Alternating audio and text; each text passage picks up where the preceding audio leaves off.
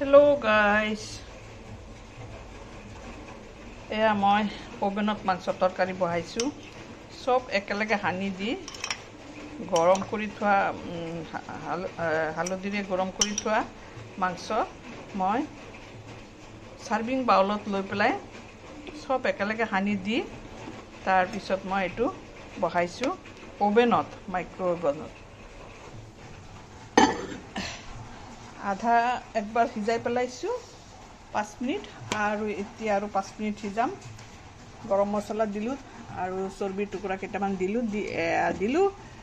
পেলাই এতিয়া 5 মিনিট দি দিম আৰু 5 মিনিট মান দি দিলু এটা ঘুৰি আছে 5 মিনিট পিছত আহি আছে কমপ্লিট হৈ গল এয়া জিৰো হৈ গল আৰু 5 মিনিট তে গুছাই চাও ঝুলটো সাগে অলপ বেছি হৈছে অকমান উতলি পৰিছে নমাই লও এয়া দেখলেনে